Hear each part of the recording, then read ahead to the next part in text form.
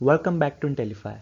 My name is Yash, and in this video we will be discussing Class 12 Contemporary World Politics, Chapter number 3, US Hegemony as World Politics.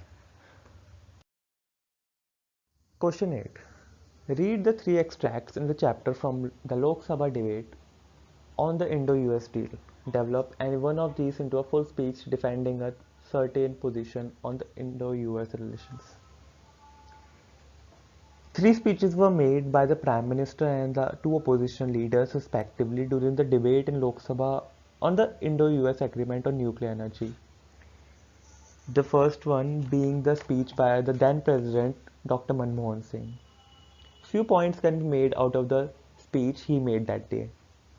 First one, although both India and the US shared common democratic values and traditions, during the Cold War period, India pursued the policy of NAM and did not endorse the US interest.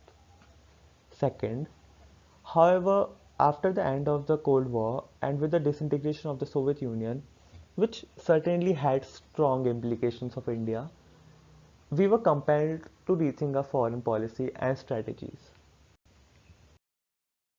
The third point, we may argue that the emergence of a unipolar world and the US emerging as a superpower by occupying a predominant position in the world affair, India certainly stands to gain from its closer ties with the US. With the policy of liberalization and with its impressive economic growth rate, India has emerged as an important partner of the US. The US is India's largest trading partner and biggest foreign investor. If we consider some important aspects like the US absorbing 65% of India's total exports and in the software sector and 3 lakh Indian workers in the Silicon Valley, this explains the growing importance of increased exchange between both the countries. We may also argue that it is in India's geographical interest to join and support the American policy of containment of China. The US is trying to forge closer military cooperation with the countries surrounding China. India provides a common base for the US in its fight against terrorism, particularly after the 9/11 attack. The nuclear deal between India and the US is good for America's security and economy. President George W. Bush declared it as a landmark agreement and said that the agreement will help Indi- India meet its surging energy needs and restrain energy prices for American customers. Allowing India to import foreign technology for its civilian nuclear program will boost global efforts to develop new sources of energy.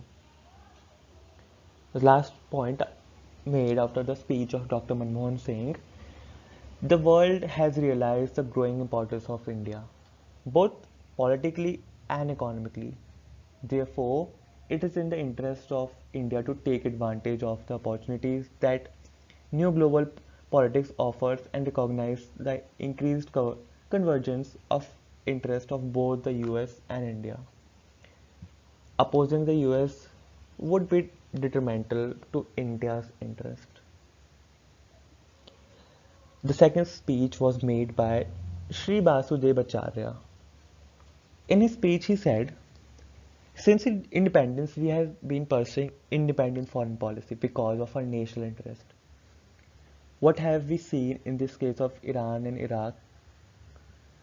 After the July statement and when there was voting in International Atomic Energy Agency, we found that we sided with the United Nations of America. We supported the resolution moved by US and P5 that were not expected before that. When we were trying to bring gas from Iran via Pakistan, which we need, we support America's stand in regard to Iran. There we find that the independent foreign policy has been effected. The third speech was made by Major General B.C. Khanduri. In his speech, what could be taken out from his speech was that He would respectively draw the attention of the House towards the US hegemony in today's scenario. But we should not ignore the fact that India might be next waiting in the wings to perform as a superpower to maintain its own identity.